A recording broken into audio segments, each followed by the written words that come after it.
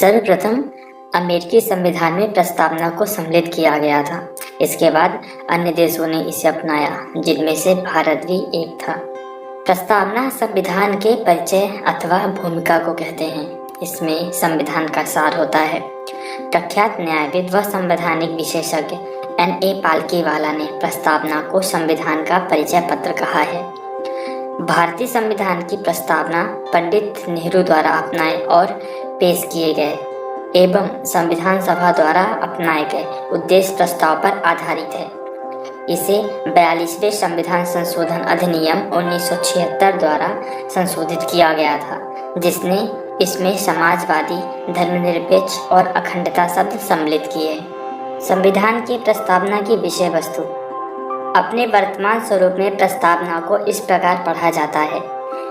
हम भारत के लोग भारत को एक संपूर्ण प्रभुत्व संपन्न समाजवादी पंथ निरपेक्ष लोकतांत्रिक गणराज्य बनाने के लिए और इसके समस्त नागरिकों को सामाजिक, आर्थिक और राजनैतिक न्याय, विचार, अभिव्यक्ति, धर्म, विश्वास व उपासना की स्वतंत्रता, प्रतिष्ठा और अवसर की समता प्रदान करने के लिए तथा व्यक्ति की गरिमा और राष्ट्र की एकता तथा अखंडता सुनिश्चित करने वाला बंधुत्व बढ़ाने के लिए दृढ़ संकल्पित होकर अपनी इस संविधान सभा में आज दिनांक 26 नवंबर 1949 को एतद द्वारा इस संविधान को अंगीकृत, अधिनियमित और आत्मसमर्पित करते हैं। प्रस्तावना में 4 मूल तत्व हैं। पहला, संविधान के अधिकार का स्रोत। प्रस्तावना कहती है कि संविधान भारत के लोगों से शक्ति अधिग्रहित करता है। दूसरा, भारत की प्रकृति। यह घोषणा करती है कि भारत एक संप्रभु, समाजवादी, पंथ निरपेक्ष, लोकतांत्रिक व गणतांत्रिक राज्य व्यवस्था वाला देश है। तीसरा, संविधान के उद्देश्य। इसके अनुसार न्याय, स्वतंत्रता, समता व बंधुत्व संविधान की उद्देश्य हैं। चौथा, संविधान लागू होने की तिथि। यह 26 नवंबर 1949 की तिथि का उल्लेख करती है। प्रस्तावना में प्रमुख शब्द। प्रस्तावना में कुछ मुख्य शब्दों का उल्लेख किया गया है। ये शब्द हैं संप्रभुता, समाजवादी, पंथ निरपेक्ष, लोकतांत्रिक, गणराज्य, न्याय, स्वतंत्रता, समता व बंधुत्व। इनका विस्तार कुछ इस प्रकार है। संप्रभुता। संप्रभुता शब्द का आशय है कि भारत ना तो किसी अन्य देश पर निर्भर है और ना ही किसी अन्य देश का डोमिनियन है। इसके ऊपर और कोई शक्ति नहीं है और ना ही यह अपने मामलों, चाहे वह आंतरिक हो या बाहरी, का नियंत्रण करने के लिए स्वतंत्र है। यद्यपि 1949 में भारत ने राष्ट्रमंडल की सदस्यता स्वीकार करते हुए ब्रिटेन को इसका प्रमुख माना, तथापि संविधान से अलग यह घोषणा किसी भी तरह से भारतीय संप्रभुता को प्रभावित नहीं करती।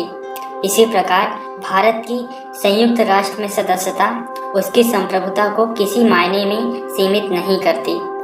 यह संप्रभु राज्य होने के नाते भारत किसी विदेशी सीमा अधिग्रहण अथवा किसी अन्य देश के पक्ष में अपनी सीमा के किसी हिस्से पर दावा छोड़ सकता है। वर्ष 1970 के 42वें संविधान संशोधन से पहले भी भारत के संविधान में नीति निर्देशक तत्व के रूप में समाजवादी लक्षण मौजूद थे। दूसरे शब्दों में, जो बात पहले संविधान में अंतर्निहित थी उसे स्पष्ट रूप से जोड़ दिया गया और फिर कांग्रेस पार्टी ने समाजवादी स्वरूप को स्थापित करने के लिए 1955 में आवाडी सत्र में एक प्रस्ताव पारित कर उसके अनुसार कार्य किया। यह बात ध्यान देने योग्य है कि भारत लोकतांत्रिक समाजवाद है, न कि साम्यवादी समाजवाद, जिसे राज्याश्रित समाजवाद भी कहा जाता है, जिसमें उत्पाद और वितरण के सभी साधनों पर राष्ट्रीयकरण और निजी संपत्ति का उन्मूलन शामिल है। पंथ निरपेक्ष। पंथ निरपेक्ष शब्द को भी 42वें संविधान संशोधन अधिनियम 1976 द्वारा जोड़ा गया, जैसे कि उच्चतम न्यायालय ने भी 1974 में कहा था। यद्यपि पंथ निरपेक्ष राज्य शब्द का स्पष्ट रूप से संविधान में उल्लेख नहीं किया गया था। यद्यपि इसमें कोई संदेह नहीं है कि संविधान के निर्माता ऐसे ही राज्य की स्थापना करना चाहते थे, इसलिए संविधान में अनुच्छेद 25 से 28 जोड़े गए। जो धर्म की स्वतंत्रता का अधिकार प्रदान करते हैं। भारतीय संविधान धर्मनिरपेक्षता की सभी अवधारणाएं विद्यमान हैं, अर्थात हमारे देश में सभी धर्म समान हैं और उन्हें सरकार का समान समर्थन प्राप्त है। लोकतांत्रिक संविधान की प्रस्तावना में एक लोकतांत्रिक राज्य व्यवस्था की परिकल्पना की गई है। लोकतंत्र दो प्रकार का होता है, प्रत्यक्ष व अप्रत्यक्ष। प्रत्यक्ष लोकतंत्र में लोग अपनी शक्ति का इस्तेमाल प्रत्यक्ष रूप से करते हैं, जैसे स्विट्जरलैंड में। प्रत्यक्ष लोकतंत्र के 4 मुख्य औजार हैं। इनके नाम परिप्रेक्ष्य, पहल, प्रत्यावर्तन या प्रत्याशियों को वापस बुलाना तथा जनमत संग्रह। दूसरी ओर अप्रत्यक्ष लोकतंत्र में लोगों द्वारा चुने गए प्रतिनिधि सर्वोच्च शक्ति का इस्तेमाल करते हैं और सरकार चलाते हुए कानूनों का निर्माण करते हैं। इस प्रकार के लोकतंत्र को प्रतिनिधि लोकतंत्र भी कहा जाता है। यह 2 प्रकार का होता है, संसदीय और राष्ट्रपति के अधीन। भारतीय संविधान में प्रतिनिधि संसदीय लोकतंत्र की व्यवस्था की गई है, जिसमें कार्यकारिणी अपने सभी नीतियों और कार्यों के लिए विधायिका के प्रति जवाबदेही है।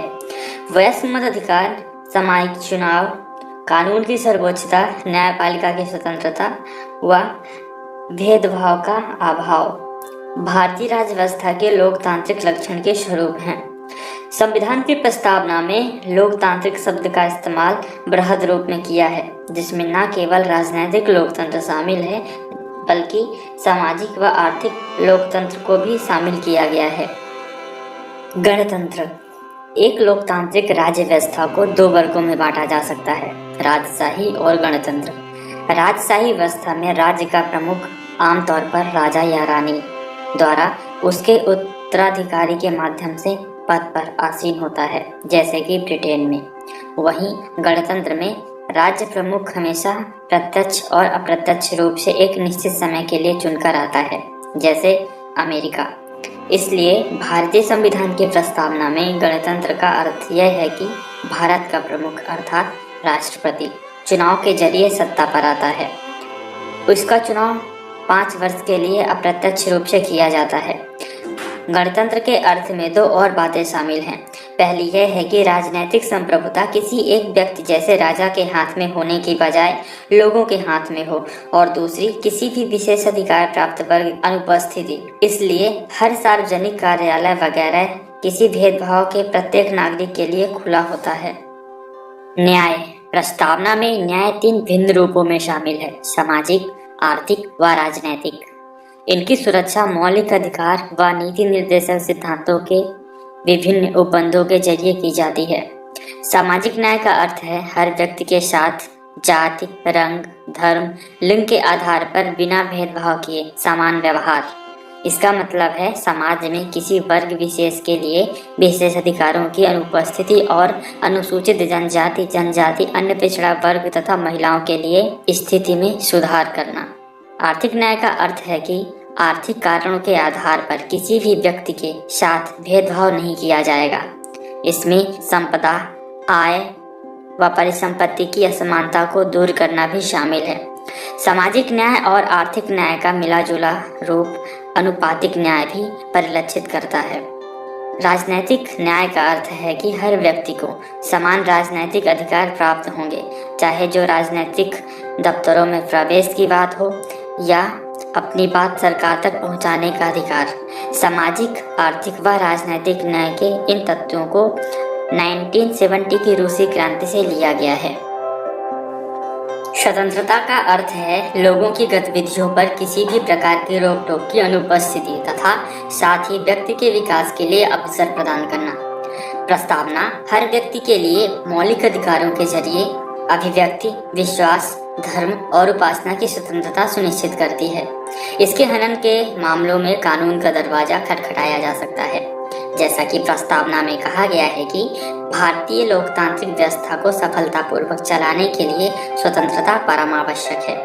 हालांकि स्वतंत्रता का अभिप्राय यह नहीं है कि हर व्यक्ति को कुछ भी करने का लाइसेंस मिल गया हो। स्वतंत्रता के अधिकार का इस्तेमाल संविधान में लिखी सीमाओं के भीतर ही किया जा सकता है। सापेक्ष में कहा जाए तो प्रस्तावना में प्रदत्त स्वतंत्रता एवं मौलिक अधिकार शर्तरहित नहीं है। हमारी प्रस्तावना में स्वतंत्रता, समता और बंधुत्व के आदर्शों को फ्रांसीसी क्रांति जो 1789 से लेकर 1799 तक चली थी, उससे लिया गया है। समता का अर्थ है समाज के किसी भी वर्ग के लिए विशेष अधिकार की अनुपस्थिति और बिना किसी भेदभाव के हर व्यक्ति को समान अवसर प्रदान करने के उपबंध। भारतीय संविधान की प्रस्तावना हर नागरिक को स्थिति और अवसर की समता प्रदान करती है। इस उपबंध में समता के 3 आयाम शामिल है: नागरिक, राजनैतिक और आर्थिक। मौलिक अधिकारों पर निम्न प्रावधान नागरिक समता को सुनिश्चित करते हैं, जिनमें विधि के समक्ष समता, धर्म, जाति, लिंग या जन्म स्थान के आधार पर मूल्यवंश निषेध, लोक नियोजन के विषय में अवसर की समता, अस्पृश्यता का अंत और उपाधियों का अंत। संविधान में ऐसे 2 उपबंध हैं जो राजनीतिक समता को सुनिश्चित करते प्रतीत होते हैं, जिनमें प्रथम है धर्म, जाति, लिंग व वर्ग के आधार पर किसी व्यक्ति को मतदाता सूची में शामिल होने के अयोग्य करार नहीं दिया जाएगा, और दूसरा लोकसभा और विधानसभा के लिए वयस्क मताधिकार का प्रावधान। राज्य के नीति निर्देशक सिद्धांत महिला तथा पुरुष को जीवन यापन करने के लिए पर्याप्त साधन और समान काम के लिए समान वेतन की अधिकार सुनिश्चित करते हैं। बंधुत्व का अर्थ है भाईचारे की भावना। संविधान एकल नागरिकता के एक तंत्र के माध्यम से भाईचारे की भावना को प्रोत्साहित करता है। मौलिक कर्तव्य भी कहते हैं कि यह हर भारतीय नागरिक का कर्तव्य होगा कि वह धार्मिक, भाषाई, क्षेत्रीय और वर्ग विविधताओं से ऊपर उठकर सौहार्द की भावना से आपसी भाईचारे की भावना को प्रोत्साहित करेगा। प्रस्तावना कहती है कि बंधुत्व में 2 बातों को सुनिश्चित करना: पहला, व्यक्ति का सम्मान और दूसरा देश की एकता और अखंडता। अखंडता शब्द को 42वें संविधान संशोधन अधिनियम 1976 द्वारा प्रस्तावना में जोड़ा गया।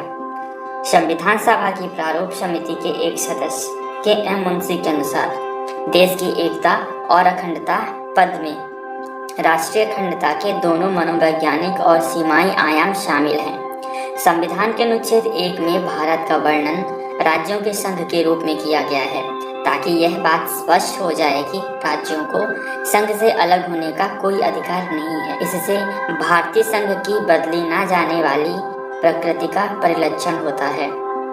इसका उद्देश्य राष्ट्रीय अखंडता के लिए बाधक सांप्रदायिकता, क्षेत्रवाद, जातिवाद, भाषावाद इत्यादि जैसी बाधाओं पर पार पाना है। प्रस्तावना का महत्व। प्रस्तावना में उस आधारभूत दर्शन और राजनैतिक, धार्मिक व नैतिक मौलिक मूल्य का उल्लेख है जो हमारे संविधान के आधार हैं। इसमें संविधान सभा के महान और आदर्श सोच उल्लेखित है। इसके अलावा यह संविधान की नींव रखने वाले सपनों को और अभिलाषाओं पर लक्षण करती है। संविधान निर्माण में महत्वपूर्ण भूमिका निभाने वाले संविधान सभा के अध्यक्ष सर अल्लादी कृष्णस्वामी अय्यर के शब्दों में, संविधान की प्रस्तावना हमारे दीर्घकालिक सपनों का विचार है। संविधान सभा की प्रारूप समिति के सदस्य के.एम. मुंशी के अनुसार प्रस्तावना हमारी संप्रभु लोकतांत्रिक गणराज्य का भविष्य फल है। संविधान सभा के एक अन्य सदस्य पंडित ठाकुर दास भार्गव ने संविधान की प्रस्तावना के संबंध में कहा है, प्रस्तावना संविधान का सबसे सम्मानित भाग है। यह संविधान की आत्मा है। संविधान के एक भाग के रूप में प्रस्तावना को लेकर एक विवाद रहता है कि क्या यह संविधान का भाग है या नहीं। बेरूबाड़ी संघ मामला जो 1960 में हुआ था, उसमें उच्चतम न्यायालय ने कहा कि प्रस्तावना संविधान में निहित सामान्य प्रयोजनाओं को दर्शाता है और इसलिए संविधान निर्माताओं के मस्तिष्क के लिए एक कुंजी है। इसके अतिरिक्त अनुच्छेद में प्रयोग की गई व्यवस्थाओं के अनेक अर्थ निकलते हैं। इस व्यवस्था के उद्देश्य को प्रस्तावना में शामिल किया गया है। प्रस्तावना की विशेषता को स्वीकारने के लिए इस उद्देश्य के बारे में व्याख्या करते हुए उच्चतम न्यायालय ने कहा कि प्रस्तावना संविधान का भाग नहीं है। केशवानंद भारती मामला 1973 में उच्चतम न्यायालय ने पूर्व व्याख्या को स्वीकार करते हुए कहा कि प्रस्तावना संविधान का एक भाग है। यह महसूस किया गया है कि प्रस्तावना संविधान का अति महत्वपूर्ण हिस्सा है और संविधान की प्रस्तावना में उल्लेखित महान विचारों को ध्यान में रखकर संविधान का अध्ययन किया जाना चाहिए। LIC ऑफ इंडिया मामला 1995 में पुनः उच्चतम न्यायालय ने व्यवस्था दी कि प्रस्तावना संविधान का आंतरिक हिस्सा है। संशोधन के अन्य भागों के तरह ही संविधान सभा ने प्रस्तावना को भी बनाया, परंतु तब जबकि अन्य भाग पहले से ही बनाए जा चुके थे। प्रस्तावना को अंत में शामिल किए जाने का कारण यह था कि इसे सभा द्वारा स्वीकार किया गया। जब प्रस्तावना पर मत व्यक्त किया जाने लगा तो संविधान सभा के अध्यक्ष ने कहा, प्रश्न यह नहीं है कि प्रस्तावना संविधान का भाग है। इस प्रस्ताव को तब स्वीकार कर लिया गया, लेकिन उच्चतम न्यायालय द्वारा वर्तमान मत दिए जाने के बाद कि प्रस्तावना संविधान का भाग है, ये संविधान के जनकों के मत से साम्यता रखता है। इसमें 2 तथ्य उल्लेखित हैं, जिनमें पहला है, प्रस्तावना ना तो विधायिका की शक्ति का स्रोत है और ना ही उसकी शक्ति का प्रतिबंध लगाने वाला। दूसरा, यह गैर न्यायिक है, अर्थात इसकी व्यवस्थाओं को न्यायालय में चुनौती नहीं दी जा सकती। क्या प्रस्तावना में संविधान की धारा 368 के तहत संशोधन किया जा सकता है? यह प्रश्न पहली बार ऐतिहासिक केशवानंद भारती मामले 1973 में उठा। यह विचार सामने आया कि इसमें संशोधन नहीं किया जा सकता क्योंकि यह संविधान का भाग नहीं है। याचिकाकर्ता ने कहा कि अनुच्छेद 368 के जरिए संविधान के मूल तत्व व मूल विशेषताओं जो कि प्रस्तावना में उल्लेखित है को ध्वस्त करने वाला संशोधन नहीं किया जा सकता। हालांकि उच्चतम न्यायालय ने व्यवस्था दी कि प्रस्तावना संविधान का एक भाग है। न्यायालय ने अपना यह मत बेड़ूवाड़ी संघ 1960 के तहत दिया और कहा कि प्रस्तावना को संशोधित किया जा सकता है, बशर्ते मूल विशेषताओं में संशोधन नहीं किया जाएगा। दूसरे शब्दों में न्यायालय ने व्यवस्था दी कि प्रस्तावना में निहित मूल विशेषताओं को अनुच्छेद 368 के तहत संशोधित नहीं किया जा सकता। अब तक प्रस्तावना को केवल एक बार यानी 42वें संविधान संशोधन अधिनियम 1976 के तहत संशोधित किया गया है। इसके जरिए इसमें 3 नए शब्द को जोड़ा गया है, जिनमें समाजवादी, धर्मनिरपेक्ष या पंथ निरपेक्ष एवं अखंडता। इस संशोधन को